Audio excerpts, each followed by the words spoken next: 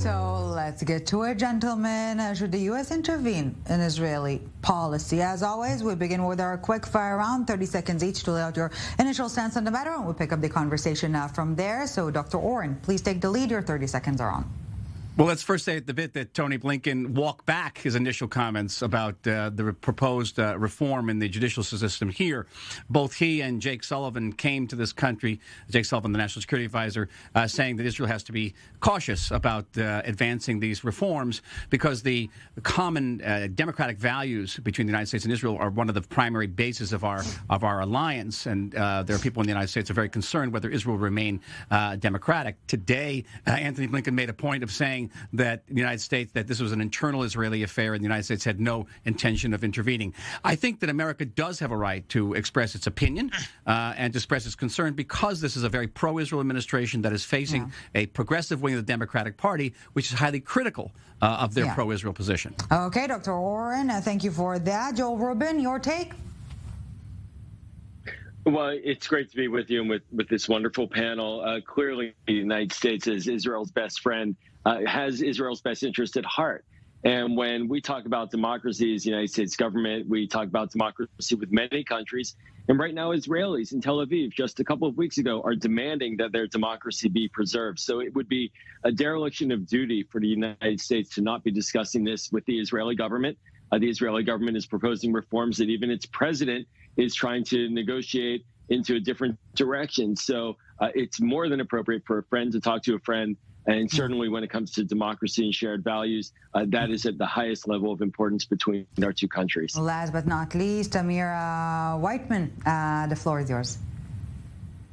Thank you. So, no, I think that independent sovereign countries should respect each other and certainly not interfere in each other's internal policies.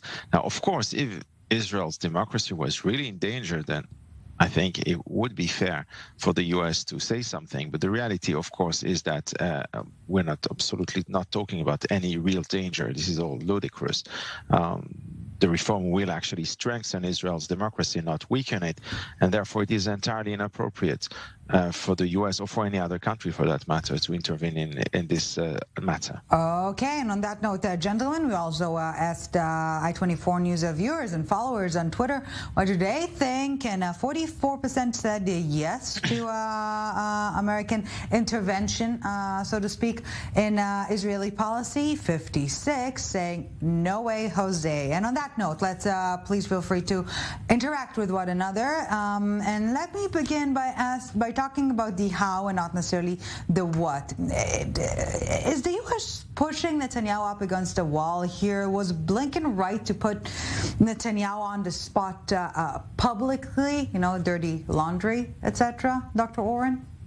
No, probably not. And I think he realized that it was counterproductive, that Anthony Blinken was actually strengthening the hand of the prime minister for precisely that reason. That 59% was saying that we stand with the prime minister in resisting American pressure.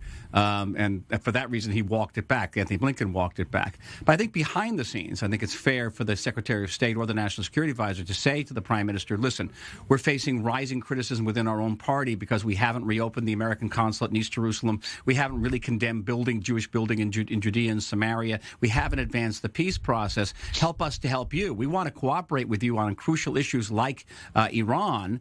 We can't do that if you're providing ammunition to your enemies within our own party. And so I think that it's right to say this behind the scenes. I would be very, very cautious about saying it publicly. Mr. Whiteman, yeah, you too probably watched this presser. Well, what are your thoughts? No, actually, I fully agree with Michael Oren on this question. I think, again, there's a difference between talking privately and talking publicly. One, everything should be said in private settings, everything, especially among friends. But overall, I think even among enemies, everything should be said openly, clearly, and on the table. But again, this is not something that you should express publicly. So in that respect, I fully agree with Michael. Mr. Rubin, at the end of the day, if the goal here is to undermine or scale back the pending judicial reform, is American pressure the way, or let me phrase it simply, will the American pressure scale down the judicial reform? Well, first let's level set here. Israel receives about $4 billion in American aid every year to support its military. We just conducted massive military exercises, meaning the United States with Israel, largely aimed at putting pressure on Iran. So Israel should not be worried about public pressure by the United States. Israel is getting tremendous support from the Biden team and across party lines from the United States. So to argue that somehow if Secretary of State of the United States expresses concerns about democracy that Israelis themselves are expressing in the streets in Tel Aviv, that seems to be incredibly a little overly sensitive there. And I do remember when I served in the State Department that the Israeli Prime Minister came to Washington to publicly criticize President Obama's foreign policy. So it really, I think it's a little incredulous to worry about Tony Blinken making a statement or two about Israeli democracy being committed to by this government. And this government, let's be clear, it's not proposing judicial reforms that have the broad consensus of the Israeli democracy. Israel's Zionist founders would be very concerned about how this process is unfolding. It's very partisan. It's not inclusive of all segments of Israeli society. So there is a reason why Secretary Blinken brings this up. And that's really something that we should not shy away from. But Mr. Rubin, aside from this judicial reform, you're implying to an extent, and please correct me if I'm wrong, that because of the financial support the U.S. is providing Israel, it is buying its right to have a say on its policy. I am not implying that. Oh, okay. We are partners and friends, but it is true that the United States is a close partner and ally, including providing the support. Israel requests the support. It can't be a one-way relationship. There has to be a dialogue, and I don't think any democracy does any other democracy a favor by not speaking to them honestly. We have these conversations with France, with Britain. We've had public discussions and debates and engagements with Canada and Mexico. Israel shouldn't get treated differently from other democratic allies in that way. And it doesn't undermine Prime Minister Netanyahu by speaking about issues that the United States Secretary of State speaks about with all of our allies. Mr. Yes, please. Please, I think we're speaking across purposes. It's not whether we should have the dialogue. It's about where we should have the dialogue and how we should have the dialogue. Of course, we should have the dialogue, and friends should talk as candidly as possible to friends. It's just where you talk candidly. Do you talk in front of the cameras, which is not quite candidly, or do you speak in the Prime Minister's office in what's known here as the four-eyed discussion? That's appropriate. I think that actually, if the administration really cares about the outcome of these juridical reforms, then it'll keep these issues behind closed doors. By saying them publicly, you're actually strengthening those elements within the Israeli society that actually want to move these reforms, and some of them actually think the reforms don't go far enough. And speaking to that point exactly, Mr. Whiteman, maybe, and I'm speculating here, the American pressure is a hidden desire of Netanyahu himself, as in using the quote-unquote American excuse vis-a-vis his fellow right-wing partners, saying, it's not me, it's them. Let's scale back. Well, first of all, I don't know. I haven't spoken with the Prime Minister about this. So I have no idea. This is just full speculation.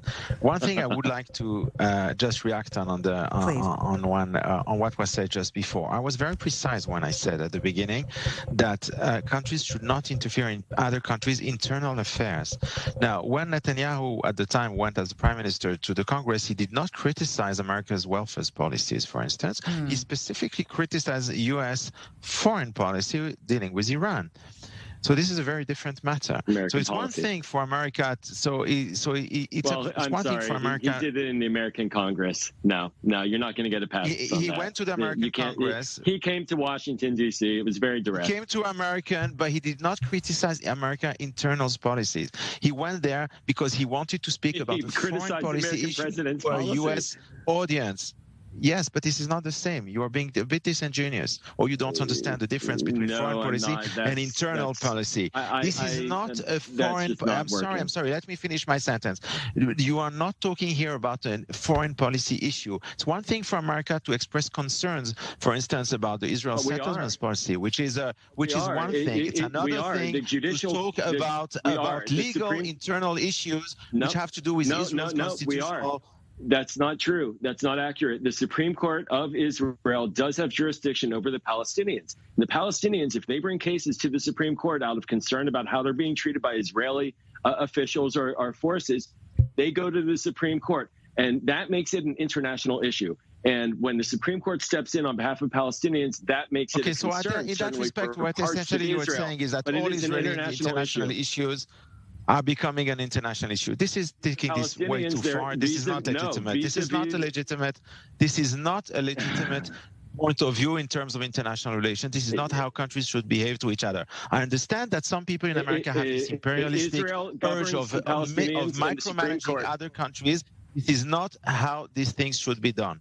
And I may have my own personal opinion about American internal policies, but this is not something that an Israeli official should be talking about. And in the same way, this is not what a U.S. official should be talking. I understand you don't want. You don't want repercussions related to the Palestinians or Israeli democracy, but there are repercussions.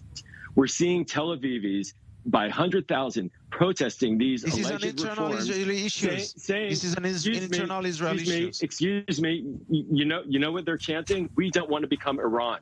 That's what they're chanting. So I think it's important for the American government to look at our ally and say, instability is happening potentially, and the Supreme Court does govern relations, judicial proceedings overseeing police actions and IDF actions towards the Palestinians, which is an international issue. Therefore, we are concerned. Okay. And, Ellie, if I may. Please, Dr. Oren, 10 seconds. No, I can't do it in 10 seconds. I'm sorry. I'm a long proponent of reform of the Supreme Court. I worked for it in the Knesset. We have to reform the Supreme Court. The question is, how deeply should it be reformed and by whom? Those are very important issues in this country.